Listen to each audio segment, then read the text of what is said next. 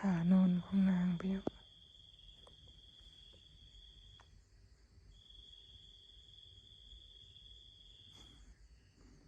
สองมีลูกเพื่อนนอนถือกันคัก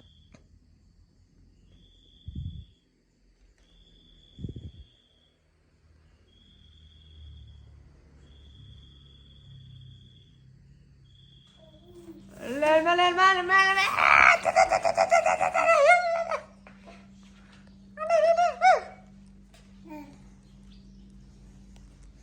เฮ้ยแม่ไปใส่บังเอิญสิลองถามเพิ่นไว้เนาะสิลองถามเพิ่นว่าแม่ไปใส่แม่ไปใส่แม่นั่งไปใส่เร็วมีใหญ่ไปใส่อลิศมาส้นเด็ด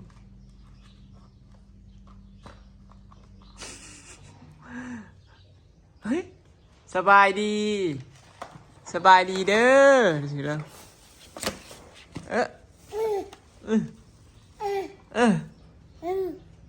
เอาพูแลนไปพูไป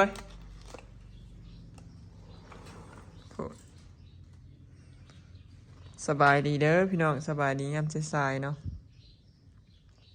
บอยอยู่กับอลิศพี่น้องมีใหญ่เพิ่นกับแม่เพิ่นไปหาเห็ดมาผ่านบนเฮือน6ย้อนนั้นขอดเพราะมาหน่อยเราดึงออกมาอีกยังกะจองยังได้เลยมันเรียบร้อยเนาะบ่อยากให้เพิ่นอยู่คอกพี่น้องให้เพิ่นย่างตามล้อนี่นะบอยก็เลยปะให้เล่นรถไปเลยเดี๋ยวก็สิไปดึงนั่นนี่สะแล้วบ้านเป็นยังไวเมียนทีเดียวเฮ้ยเปื้อนไปเลยเนาะนี่ฮะมาเร็วเห็นยัง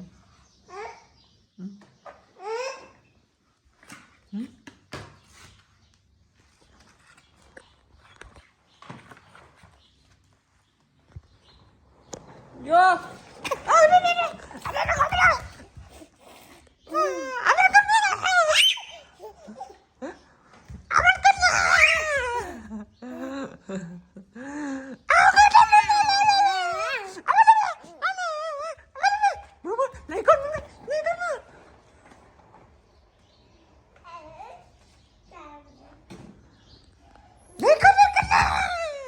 อย่าไปดึงนะ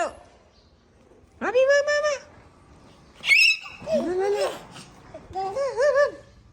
ให้มานะ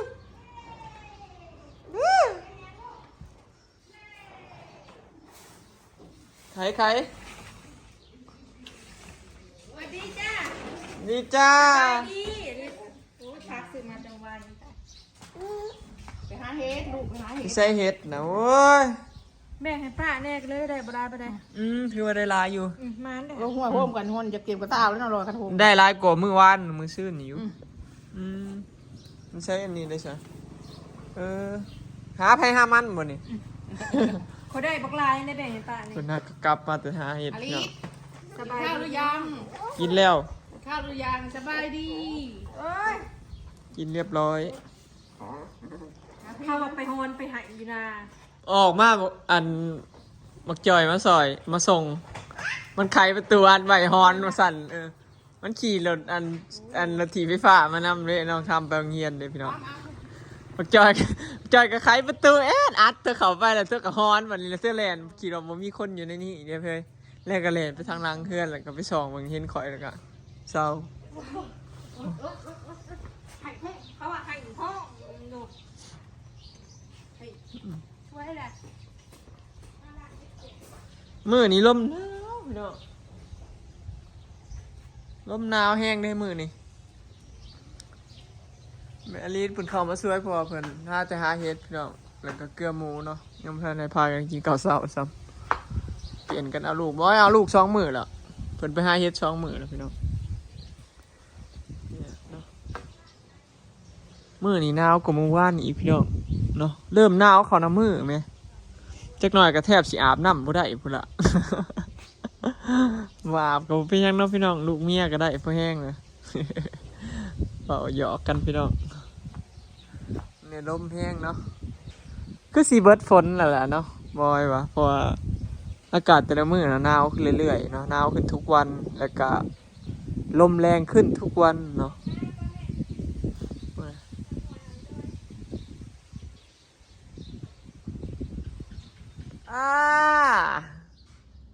เมื่อพอจะเอาจุจีให้เมื่อมัน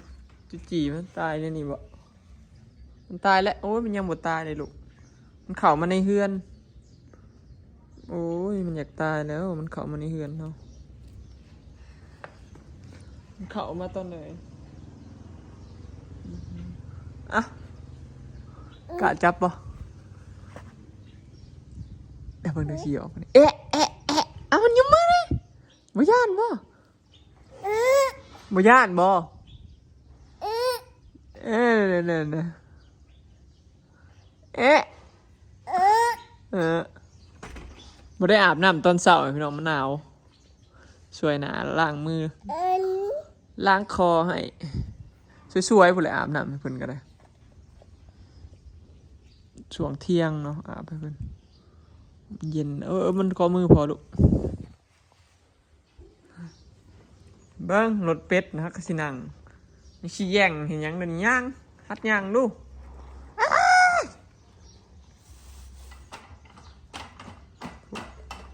อันนี้คือบอลเล่นของเธอบอลโตกินข้าวกับคนใหญ่กว่าโต๊ะแล้วปีนออกนะ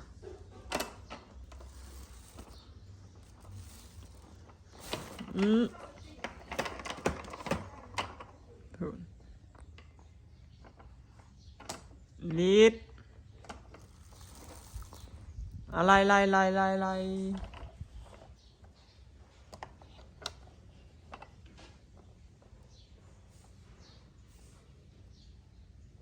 เพิ่นฮอด11 เดือนแล้วพี่น้อง11 เดือนเต็มวันนี้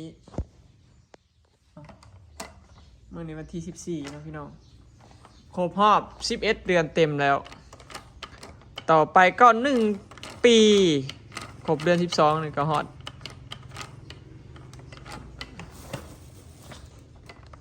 ครบปีเนาะฮอดเดือน12วันที่14นี่ครบปีครบ12 เดือนพอดีเลย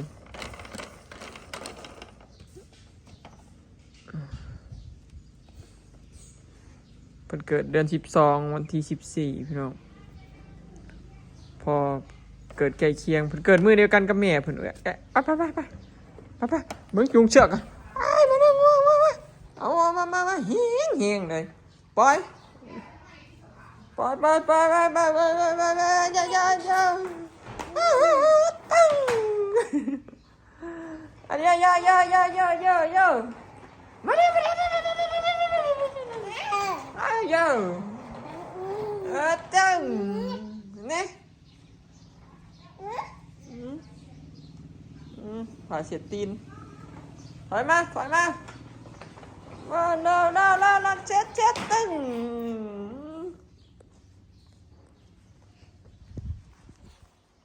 เยอะ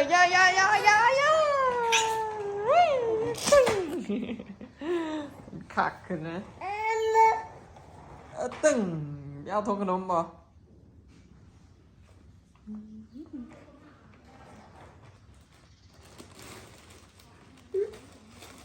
ขนมเมื่อวานนี่เขาจะฝากมาให้บีบจนหมุนเบิดเละรีดเห็ดเงี้ยกันตึ้งอ่ะตึ้ง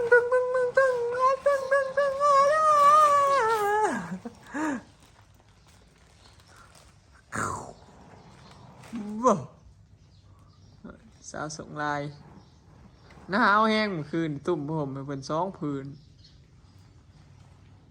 เป็นวัดพี่น้องเพิ่นเป็นวัดยังบ่เศร้าอยู่ก็เอายาให้กินเมื่อคืนนี่เนาะสักหน่อยสิเอายาให้เพิ่นกินเฮ้ยพูดน้ำตานะคนกำลังอ้วนขึ้นน้อยหนึ่งก็เป็นวัดอะ ฮะ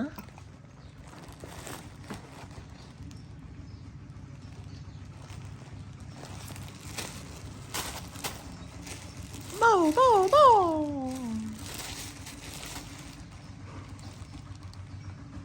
อันขานะมึงนุคือยังแย่งย่างนะยังย่างแบบบ่อยากได้เพื่อนใดพี่น้องย่างได้4 โยบแล้วก็ได้4 โยบแล้วก็ล้มฮัดย่างลูกบ้าพอสิจูงย่างปะขอย่างมาเด้อพี่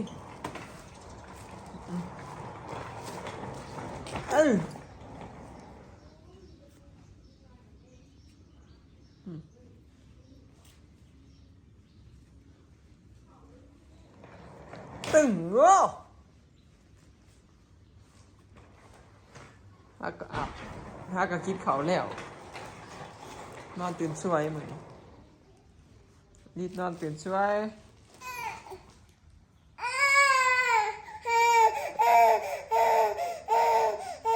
เอาเห็ดคืออีกเลย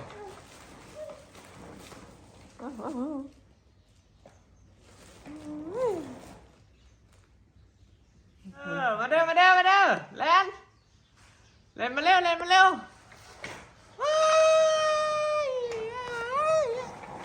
ตึงโอ้ยคักพอดีแล้วเติมเตี่ยมไปแล้วโอ้ยขากับบุแข็งมาเร็ว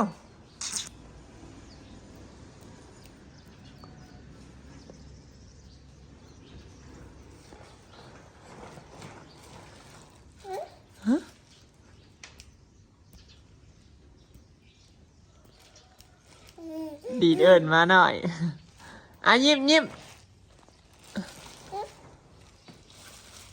ขาเพิ่น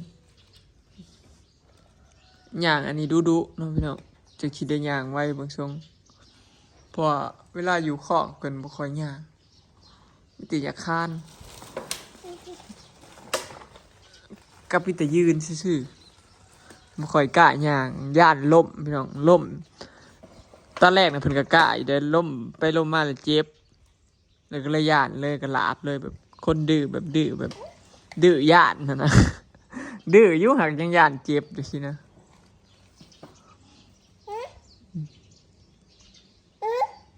เมื่อคืนนี่ไพ่นอนกึ่งดึงอยู่ฮะเออ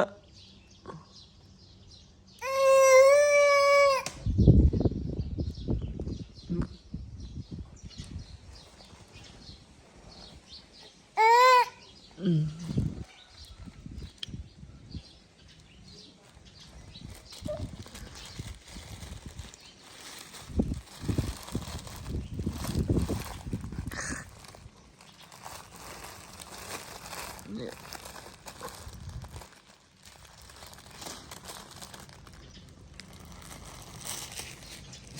เนื้อถิ่มไปเอ้าแมงมาอีกนี่นั่นตายมันจะยุ่มมือตายเนี่ยยุ่มมือนั่นยุ่มมือแล้วเนี่ยนี่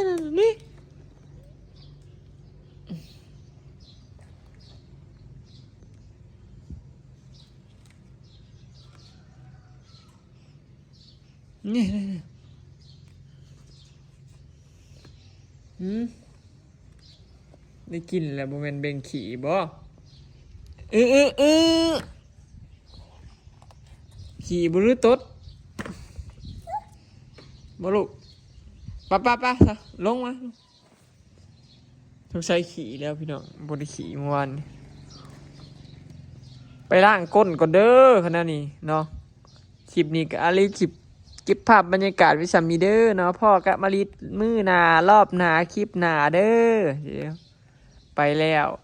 สบายดีสบายดีนี่สบายดีโอ้ยัน